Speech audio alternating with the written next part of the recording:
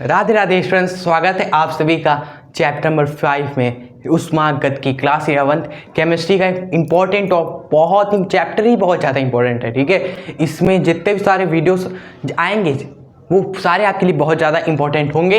And आज इस video में हम क्या देखने वाले जान लीजिए स्टूडेंट्स, छोटी छोटी चीज़ें हम देखेंगे, जैसे ऊष्मागतिकी क्या है, परिसीमा क्या होती है, परिवेश क्या होता है, ऊष्मागतिकी निकाय क्या होता है, ऊष्मागतिकी निकाय के प्रकार, बंद निकाय, खुला निकाय, विकलित निकाय। ये चलिए देखिए, सबसे पहले हम समझते हैं ऊष्मागतिकी आखिर होती क्या है। भौतिक की वह शाखा जो ऊष्मा, कार्य, ताप और ऊर्जा के संबंध में अध्ययन कराती है स्टूडेंट्स, उसको ऊष्मागतिकी बोलते हैं। ऊष्मा से आप चार चीजें जोड़ लीजिए, ऊष्मा, कार्य, ताप और ऊर्जा।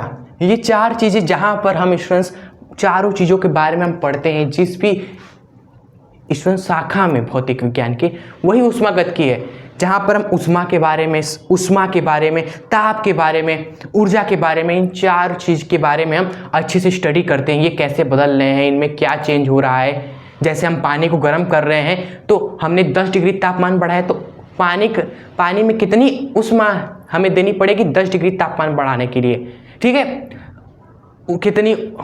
कितना कार्य करना पड़ेगा पानी का तापमान बढ़ाने के लिए। ये सब चीज़ें माइंड में आई ना कि ये सब चीज़ें के बारे में हम कहाँ पर पढ़ेंगे, किस भौतिक शाखा में पढ़ेंगे। ऊष्मा, ताप, ऊर्जा और कार्य ऊष्मागतिकी में ही पढ़ा जाता है। तो ऊष्मागतिकी क्या है, कोई पूछे तो आप बताओगे कि भैया भौतिक विज्ञान तो बहुत बड़ा सा है, उसमें एक शाखा हमारी क्या है स्टूडेंट्स, ऊष्मागतिकी है, जिसमें हम ऊर्जा, कार्य, ऊष्मा और तापमान, इन सब के बारे में एकदम बढ़िया से पढ़ते हैं। ठीक है, समझ गए ना, शाखा है हमारी, उस शाखा में हम क्या पढ़ते हैं वो बस ध्यान रखिएगा, ऊष्मा, ताप, ऊर्जा, कार्य। ठीक है, ये सब तो ये तो बहुत आसान है ना, ऊष्मागतिकी क्या है आप अच्छे से समझ गए होंगे, बहुत ही इजी तरीके से। ठीक है, हाँ, ये अब आगे बढ़ते इसी तरह, बहुत आसान है ये पहला वीडियो। नेक्स्ट हमारा है भाई, देखिए ऊष्मागतिकी निकाय अब क्या होता है। निकाय को इंग्लिश में बोलते हैं सिस्टम। ठीक है, वो वाला सिस्टम नहीं कि मेरे क्लास में मेरा सिस्टम चलता है, यहाँ पर वो सिस्टम मत लगाइए। यहाँ पर रियलिटी में समझते हैं आखिर ऊष्मागतिकी निकाय बोलते किसे हैं। ठीक है, देखिए ब्रह्मांड का एक ऐसा भाग जिस पर हमारा ध्यान केंद्रित है और हम ऊष्मागतिकी के सिद्धांतों का अध्ययन करते हैं, अच्छा, उसे ही ऊष्मागतिकी निकाय बोलते हैं स्टूडेंट्स।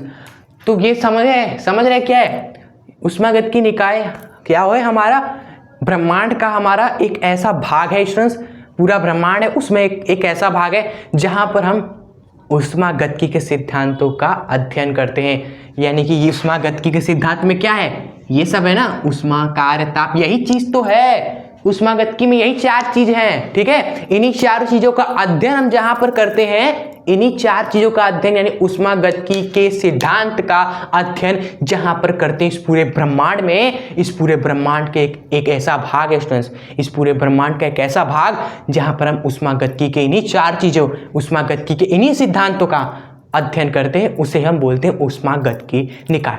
ठीक है, तो ये भी बहुत ही आसान था। हमारा ब्रह्मांड तो बहुत बड़ा है। ठीक है, हम नहीं जानते कितना बड़ा है, लेकिन उसमें एक ऐसा प्लेस होगा जिस प्लेस पर आप स्टूडेंट्स इन चार चीज़ों को रीड करोगे, अच्छे से फोकस होके पढ़ेंगे स्टूडेंट्स इन चार चीज़ों का। ब्रह्मांड के कैसे भाग में, वही जो भाग होता है स्टूडेंट्स क्या कहलाता है, ऊष्मागतिकी निकाय कहलाता है। आई होप ये भी बहुत ही ईजी तरीके से समझ गए होंगे आप सभी। अब स्टूडेंट्स बात करते हैं, ये परिवेश क्या होता है। आया कि नहीं मन में कि यार परिवेश तो अभी रह गया, परिवेश। ठीक है, देखिए परिवेश क्या है, देखिए परिवेश हमारा क्या है ना, ब्रह्मांड का शेष भाग स्टूडेंट्स, ब्रह्मांड का शेष भाग हमारा परिवेश है एक तरीके से। ठीक है,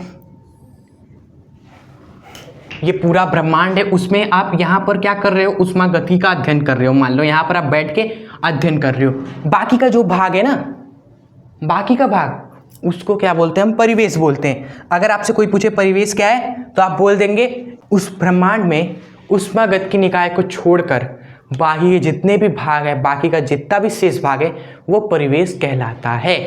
ठीक है, ये नोट्स में आप इस तरह से लिख लीजिए। अगर बाई चांस आ गया 1 नंबर में तो आप अपने से 1-2-3 लाइनों में लिख देंगे। ठीक है, चलिए, तो आई होप आप परिवेश समझ गए होंगे कि परिवेश क्या है।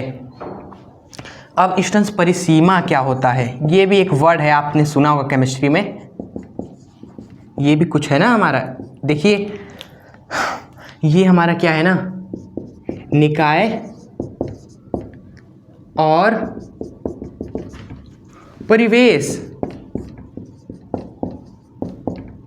को स्टूडेंट्स आप बोलो क्या लिखेंगे? जोड़ने उसके बाद क्या लिखेंगे? वाला।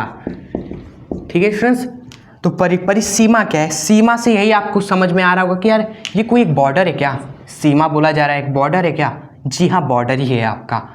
नाम से ही देखो, परिसीमा मतलब एक बॉर्डर है। अब किसके बीच में बॉर्डर है? ये ऊष्मागतिकी निकाय और परिवेश के बीच में जो बॉर्डर होता है स्टूडेंट्स ना, वही आपका ये है परिसीमा। तो परिसीमा आपको क्लियर? परिसीमा क्या है? This is the border. किनके बीच का ये बॉर्डर है बताओ? ऊष्मागतिकी निकाय और किसके बीच में? परिवेश के बीच में। ठीक है, तो परिसीमा भी अब आपको कोई दिक्कत नहीं होगा, ये भी क्लियर एकदम। ठीक है, देखो एक ही बोर्ड में हम कितनी सारी चीजें बताएं, सब छोटी छोटी चीजें हैं। अगर आपके माइंड में फिट होता जा रहा है तो अच्छी बात है, आपको याद नहीं करना चाहिए, ये सब चीजें आपको समझना चाहिए। चलिए, तो अब स्टूडेंट्स हम देखेंगे निकाय के प्रकार। देखिए अब ये जो प्रकार है ना, ये थोड़ा सा हम आपको अच्छे से नेक्स्ट वाले स्लाइड में बताएंगे। ठीक है, निकाय के जितने भी सारे टाइप्स है वो सब हम देखेंगे कहाँ? अब आगे। ठीक है, इतना आप सभी नोट कर लीजिएगा। ठीक है, और वीडियो कैसी लग रही है आप सभी कमेंट करना मत भूलिएगा। ठीक है, चलिए, तो आइए स्टूडेंट्स अब हम देखते हैं हम ऊष्मागतिकी निकाय के तीनों प्रकार। ठीक है, बिना रटे और समझेंगे एक एक उदाहरण अगर आपने पकड़ लिया ना तो ये निकाय क्या है आप खुद पेपर में लिख दोगे। ठीक है, देखिए हाँ, तो आपने जान लिया ना ऊष्मागतिकी निकाय क्या होता है, जिधर हम अध्ययन करते हैं 4 चीज़ों का। ठीक है, कार्य, ऊर्जा, तापमान, ऊष्मा, इन चारों चीज़ों का जहाँ अध्ययन करें, ब्रह्मांड के एक ऐसे भाग जहाँ पर हम ऊष्मागतिकी के सिद्धांतों जो ये 4 चीज़ें उनका अध्ययन करें, ऊष्मागतिकी निकाय होता है। और परिवेश क्या है? निकाय को छोड़कर ब्रह्मांड में और भी तो एरिया है, उसको परिवेश बोल दिया गया। और परिसीमा क्या है? परिसीमा, जी हाँ, दोनों को जोड़ने वाला परिसीमा हो गया। ठीक है, तो स्टूडेंट्स अब हम देखते निकाय में हमारा पहला जो प्रकार है वो एक खुला निकाय क्या होता है। देखिए ये निकाय हमारा कहता है जब परिवेश और निकाय के बीच द्रव्य और ऊर्जा दोनों का विनिमय संभव है स्टूडेंट्स, तो उन निकाय को क्या बोलते हैं हम सभी? खुला निकाय। द्रव्य मतलब क्या होता है? देखिए द्रव्य मतलब होता है पदार्थ। ठीक है, और जो ऊर्जा है वो ऊर्जा आप सभी जानते हो, ऊर्जा हो गई हमारी। ठीक है, उदाहरण के लिए जैसे कप में रखी गर्म चाय, हम कह रहे हैं ना, उदाहरण को पकड़ लिया तो आप निकाय को अच्छे से पेपर में लिख लोगे। जैसे उदाहरण है कप में रखी गर्म चाय, ये एक ऊष्मागतिकी निकाय है। ठीक है, कप में रखी गर्म चाय, ये मान लीजिए कप है और उसमें रखी हमारी ये गर्म चाय है स्टूडेंट्स, तो ये हमारा क्या एक तरीके से ऊष्मागतिकी निकाय हो गया। और इसके चारों तरफ क्या है? परिवेश है, निकाय और इसके चारों तरफ परिवेश। ठीक है स्टूडेंट्स, तो अगर कप में रखी गर्म चाय आप इसी तरह बरंदे में रख दो, आप 1-2 दिन रख दो, 1-2 दिन बाद आओ तो क्या होगा आप हमें बताइएगा। 1-2 दिन बाद आप कहोगे कि ये जो गर्म चाय है वो ठंडी हो जाएगी स्टूडेंट्स। क्यों? क्योंकि स्टूडेंट्स इसके अंदर जो गरम है मतलब कुछ ऊर्जा है इसके अंदर, वह परिवेश में चली जाएगी। ठीक है, और ये जो चाय आपने भर के रखा होगा तो वो कम हो जाएगा, क्योंकि वातावरण में स्टूडेंट्स जो पानी है वो पदार्थ है वो भी वाष्प में बदलेगा ना, वाष्प में निकलने लगेगा, खत्म होने लगेगा, धीरे धीरे कम हो जाएगा। ठीक है, जैसे पानी का लेवल बढ़ जाता है समुद्र में तो वही 1-2 महीना बाद आप देखते हो लेवल कम हो गया। कैसे कम हो गया? जो हमारा जल है वो वाष्प में बदल रहा है, वातावरण में है ना। उसी तरह ये कप में रखी गर्म चाय आप रख दो बरंदे में, 1-2 दिन बाद आओ, गर्माहट चली जाएगी, जो अंदर ऊर्जा है वह परिवेश में चली गई, जो ये पदार्थ है, ये जो चाय है वो भी कम हो गई, यानी कि जो पदार्थ है वह भी चला गया परिवेश में। तो उदाहरण में आप क्या समझे, उदाहरण आप ये समझे कि कप में रखी गर्म चाय को अगर बरंदे में रख दें तो इसके अंदर की ऊर्जा भी परिवेश में चली जाएगी, इसके अंदर जो पदार्थ है, द्रव्य है, वह भी परिवेश में चला जाएगा स्टूडेंट्स। और ये कप बंद है कि खुला है? खुला है, ऊपर से ढक के तो नहीं रखा है ना आपने, खुला है ना, तो खुला से याद रख, आपको आएगा दिमाग में खुला निकाय। ये निकाय कैसा हो गया स्टूडेंट्स? खुला निकाय, क्योंकि ये खुला है स्टूडेंट्स, देखो ऊपर से कुछ हमें ढका नहीं है, ये खुला हुआ है, ठीक है, तो ये खुला निकाय है। और खुला निकाय क्या होता है? जिसमें स्टूडेंट्स ऊर्जा भी चली जाए, जिसमें उस स्टूडेंट्स द्रव्य यानी पदार्थ वह भी परिवेश में चला जाए। तो खुला निकाय क्या हो गया? जब परिवेश और निकाय के बीच में द्रव्य और ऊर्जा दोनों का विनिमय हो, दोनों का लेन देन हो जाए स्टूडेंट्स, ठीक है, उसे खुला निकाय बोलते हैं। अंडरस्टैंड, आप समझे, इस उदाहरण से आप समझे कि खुला चाय है मतलब कि खुला निकाय। इसमें क्या हो रहा है? अंदर की ऊर्जा परिवेश में चली गई, द्रव्य भी चला गया स्टूडेंट्स, एनर्जी भी चली गई और पदार्थ भी चला गया, यानी द्रव्य और ऊर्जा दोनों का विनिमय हो जाता है ऐसे निकायों में, ठीक है, उसे बोलते हैं खुला निकाय। आई होप आप पहला वाला समझ गए होंगे। दूसरा वाला हमारा है बंद निकाय। इसमें क्या होता है ना, केवल ऊर्जा का हमारा विनिमय होता है, द्रव्य का स्टूडेंट्स विनिमय नहीं होता इसमें, ठीक है। उदाहरण से पकड़िएगा, उदाहरण में हमने लिया हुआ है साधारण बोतल में रखा पानी स्टूडेंट्स। साधारण बोतल आप भरते हो, मान लो कभी कभी गर्म पानी ले जाते हो ठंडे के दिनों में, एक दो घंटे बाद क्या होता है, पानी जो गर्म है उसके अंदर जो ऊर्जा है वो वातावरण में चली गई, पानी तभी तो ठंडा हो गया ना। पानी ठंडा क्यों हुआ? क्योंकि उसके अंदर की जो ऊर्जा है गर्माहट वाली, जो उसको गर्म कर रखी है, वो वातावरण में यानी परिवेश में चली गई, ठीक है। लेकिन पानी कम होता है? नहीं कम होता है, पानी तो उतना ही रहता है ना स्टूडेंट्स, बंद करके रखे रहते हैं ना, इसलिए तो बंद किया है मतलब बंद निकाय है। बंद निकाय में क्या होगा?